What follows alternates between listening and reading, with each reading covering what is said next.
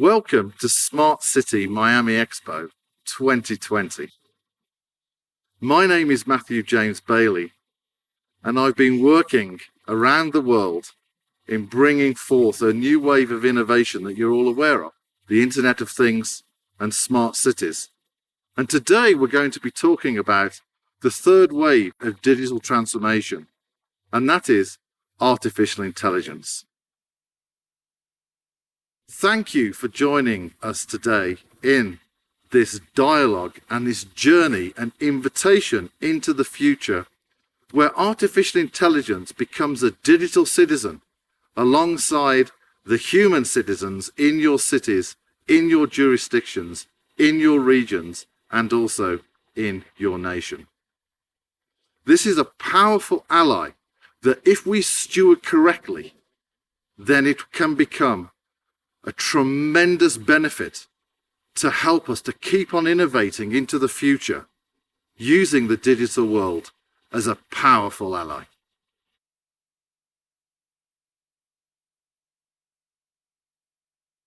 The field of artificial intelligence was officially launched in the 1950s at a famous Dartmouth conference. And it launched a whole wave of global innovation and collaboration around developing artificial intelligence. And many of us have heard about artificial intelligence and the different aspects of it, such as deep learning and also machine learning and many others. You're probably aware that in 2018 at CES, Intel announced a brain chip, i.e. a silicon device that contains the model of the human brain, bringing artificial intelligence into the very heart of silicon and into the heart of our computing systems. Artificial intelligence is already becoming a member in our society. It's creating tremendous value in different aspects of the digital services that we all use today. It's helping in the field of genomics with breakthrough in medicine to treat people that have particular conditions. It's also protecting our cyber grids. It's protecting our energy grids. It's in our cars to ensure that we're kept safe when we're driving on freeways and on motorways in heavy traffic. It's also being used in those annoying chatbots that we all love and enjoy online when we're trying to use digital services, when a human isn't available. And it's also being used in social media. Nearly half the planet is active on social media. And it is rich in artificial intelligence.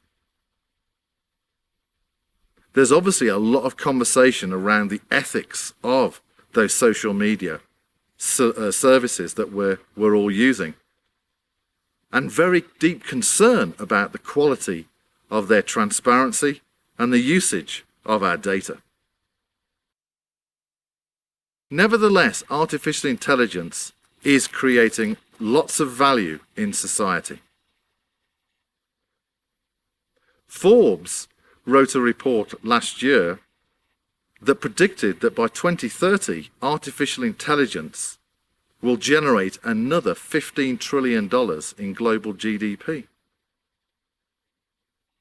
And I believe that much of that GDP, the majority of that GDP, will probably occur within your cities and within the smart city, smart region phenomenon.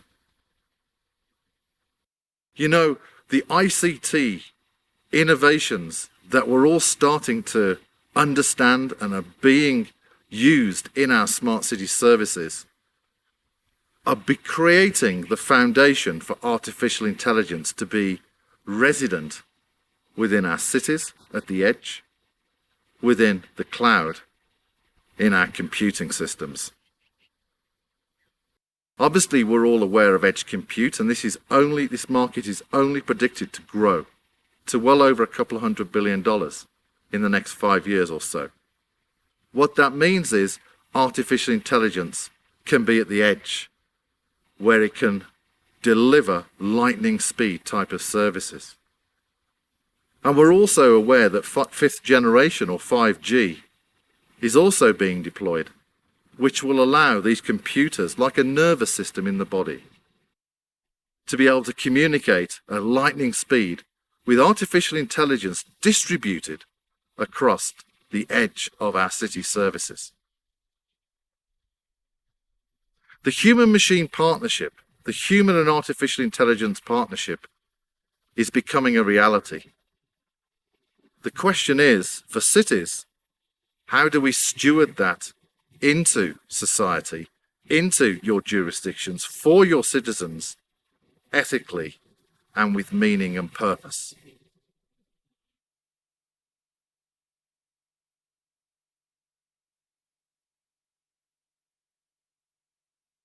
So how do we liberate artificial intelligence to become a digital citizen within our nations, within our regions, and within our cities?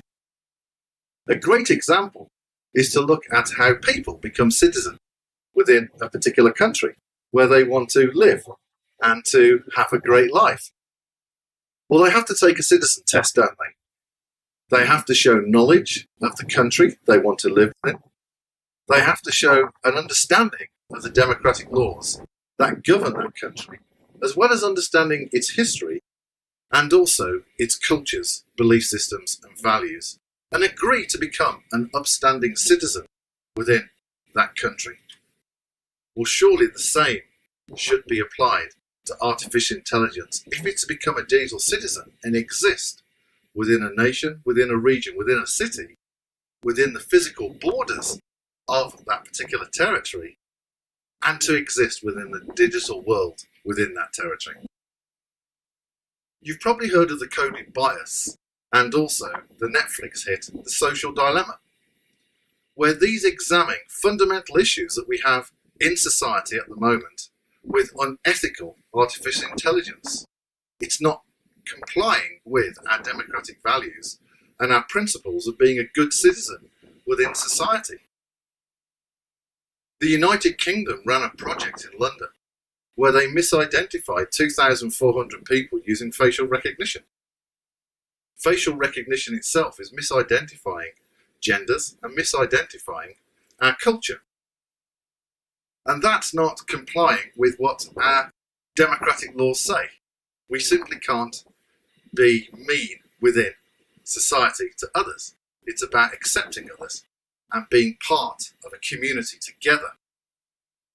And so the first stage for artificial intelligence to be liberated, to become a digital citizen within our nations, our regions and our cities, is for it to pass a digital citizen test, where we ensure that it will honour the diversity within our cities, regions and nations, will honour the laws within our cities, regions and nations.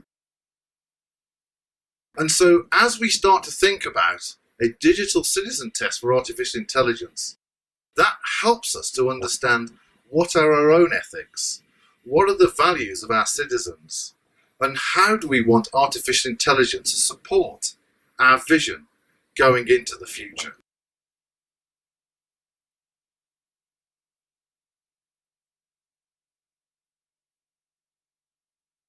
The next step for artificial intelligence to become a good digital citizen within our societies is bridging the trust issue we have with the general public and businesses and government that hold and steward their data.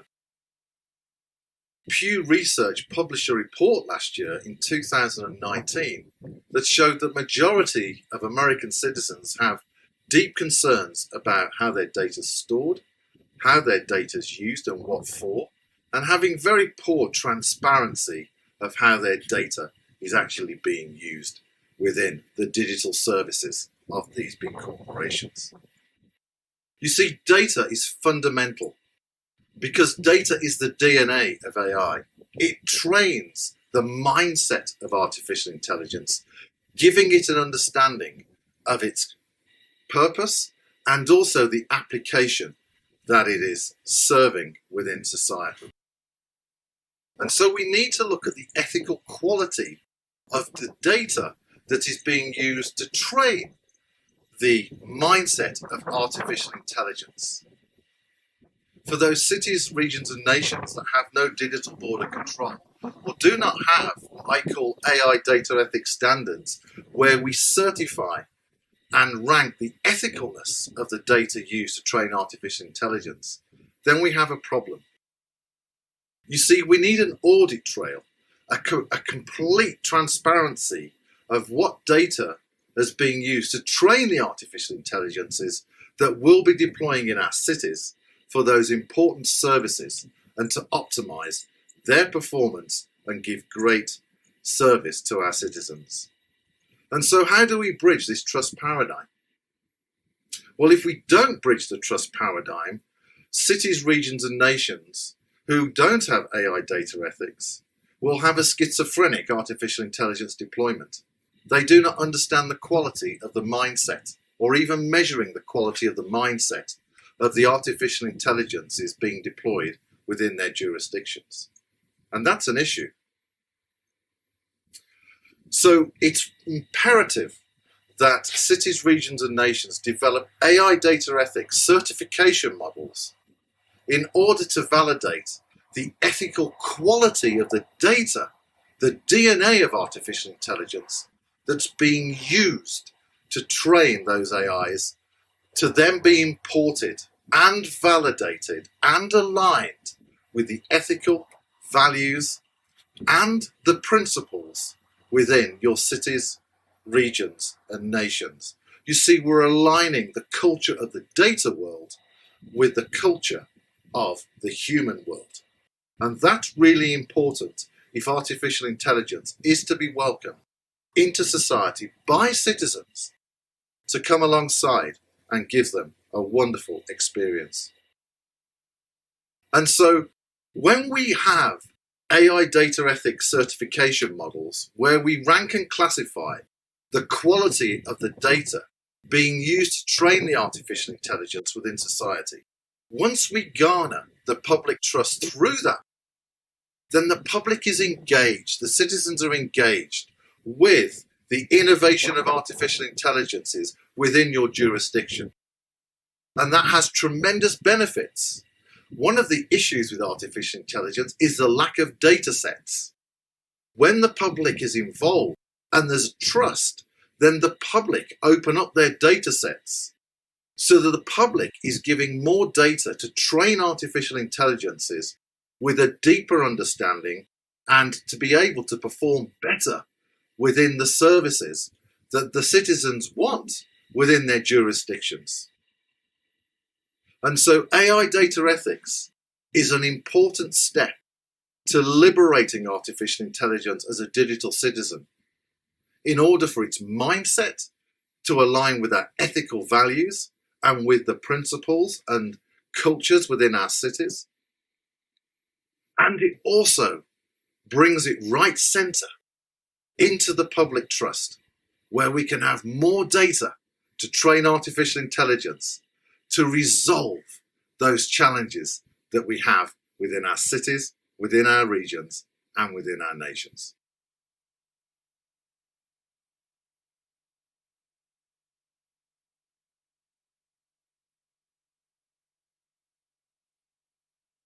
The third step for liberating artificial intelligence as a digital citizen is what I call awakening the mindset of artificial intelligence. It's called AI ethics. And this is where cities, regions, and nations document the values, their cultures, the principles that govern those jurisdictions, the reason why they want artificial intelligence to create impact and where they want it to create impact in society, and also to give artificial intelligence an understanding of our humanity. And so, as you'll see on the slide, there is a triangle which outlines how to bring the cultures, values, and ethics of your jurisdictions into the mindset of artificial intelligence, into its very essence, so that it will honor, it will adhere to your values, your principles as it operates within society. The second part of the triangle is giving artificial intelligence an understanding of our humanity. You see, if artificial intelligence is to become a digital citizen, then surely it needs to understand the best of our humanity and understand more about our humans. When it makes decisions, it's important that it takes into account our cultures and our belief systems, not only jurisdictional wide, but also based on our personal culture as well. And so if artificial intelligence, for example, makes a decision around who gets a job and who doesn't get a job, and it's what we call the ethical virtue of justice, then we don't want it to be brittle and in saying this is a person of a certain gender or a certain social demographic. Having a deeper understanding of the individual will help it to make a more meaningful decision. And this principle applies in every aspect of our cities. When it makes a decision, it must have a deeper understanding of the individual and the context in which it's making a decision. You see, the AI ethics movement at the moment only will give you brittle artificial intelligence, where they look at the veneer of the social demographic or the gender of the individual. What the triangle shows you is how to go deeper into an understanding of the context and also the individual, so AI makes the right decisions as a digital citizen. The third aspect of the triangle is giving artificial intelligence a context of its purpose and application within society. It may have to comply with particular safety critical requirements and mandates if it's governing our grids or our cybersecurity. Other applications, such as air quality or smart street lighting, or even optimizing our transportation system, may not require those same mandates. And so having a flexibility in the shaping of artificial intelligence as it gets imported into your jurisdictions, as it passes your digital citizen tests, as it comes into society and serves those applications, it needs an agility. It needs an agility to know the context in which it's operating. The other thing to have a look at is when you look at AI ethics, common references being used around the world at the moment, things like explainable AI or trustworthy AI or responsible AI. These are initiatives that are trying to actually get to a framework that helps us to at least have artificial intelligence from its external point of view in a good shape to be part of society. The problem is they don't go to the heart of the DNA, the mindset of artificial intelligence around its data ethics, and also giving a deeper understanding of our macro cultures, our tribal cultures, and also our personal cultures as well. And so ethical AI and evolutionary AI, which is part of this slide that you're seeing, is an advancement in artificial intelligence. It gives you, the cities, the jurisdictions, the regions and the nations, an opportunity to actually go beyond what is being taught in the world at the moment and actually bring in the best-in-class digital citizen into your society and give your citizens the best digital citizen in their services and their applications that they use and enjoy as part of your smart city experience.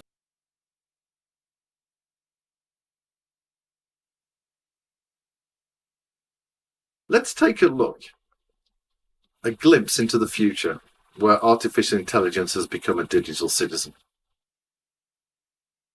It's passed the digital citizen test. Its mindset is ethical. And it aligns with your culture's belief systems and values. We've built out the body within our cities for artificial intelligence to exist with edge compute, fifth generation, cloud computing, and many other types of neurology, computing neurology, that creates the home for artificial intelligence to live, work, and maybe play.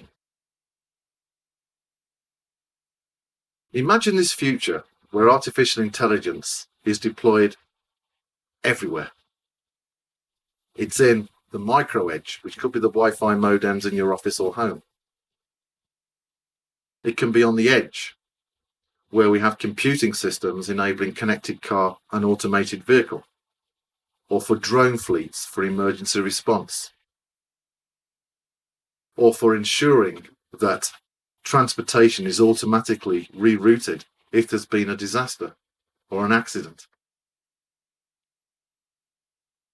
And also artificial intelligence in the cell towers that's giving the 5G neurology for artificial intelligence to communicate at lightning speed and collaborate and cooperate. And also in the cloud, in your data centers, which hopefully are in your jurisdictions because that's part of a resilient strategy. And imagine that these artificial intelligences can cooperate and collaborate and communicate all the time to ensure that your principles, your vision are always being met, maybe around carbon emission reduction and a partnership with the environment. Maybe it is around emergency responder. Maybe it's around something else that you're passionate about. Increased electrification, automated vehicles for great multimodal transportation. Just imagine if artificial intelligence is deployed throughout all our ICT systems. And they're cooperating, collaborating to ensure that our principles, our desires, our vision are being met, to give citizens a safe and great experience, to ensure that all cultures are involved and seen and honoured by artificial intelligence, and that government and public services are operating at lightning speed. So, for example, if we want to reduce carbon emission, our artificial intelligence in our energy grids, in our transportation systems, in our buildings, can all be collaborating and cooperating together to ensure that the carbon emissions are kept low. You see, artificial intelligence allows us to operate at a micro level around a particular challenge, but also at a macro level in collaborating with each other. You know, this neurology for artificial intelligence within smart cities is very similar to your human body, our human body. You could see that a cell is like the micro edge. Your organs, your liver, your lungs, your heart could be seen as edge compute. And your brain could be seen as cloud computing. And our blood vessels and also our nervous system could be our fiber and our wireless telecommunication systems. All these are working in harmony for a collective experience in this organic experience. And so the same is happening with artificial intelligence in this world. The ICT neurology in our cities and in our regions and in our nations is where artificial intelligence can operate at the micro edge, the edge, and also in the cloud. Let's look at pandemic resilience briefly. It's been a real challenge and is a real challenge for our world, isn't it? It's a terrible tragedy of what's happened. And so how do we bring citizen experience into what we used to enjoy, going to retail malls or going out for dinner or going out to amusement parks or visiting our friends or going to work, going to school? How do we return that back in a safe experience? And so this is where personalized AI comes in. Personalized AI, it's another conversation we can have at another time. But personalized AI is operating in this world. It's ensuring that everybody has a robust immune system and a good mental health. Everybody's eating great food, organic or non-GMO. It's ensuring that everybody has a good mental health, and has a wonderful social experience. And that's important as part of the resilience. The personalized AI always works with the individual as they're traveling throughout their life, and is always communicating with other AIs in spaces and places to ensure they're safe for the individual, always measuring the quality of their pandemic resilience. And so you could see this as a shield, a digital shield, this personalized AI protecting and always guarding the individual from threats from particular pandemic resilience. And this can be deployed in other areas like public safety or public health. And so we need to think about artificial intelligence at a personal level for the individual if it is truly to become a digital citizen that will help us to advance into a human experience that we can only imagine. What's your vision for artificial intelligence in your city?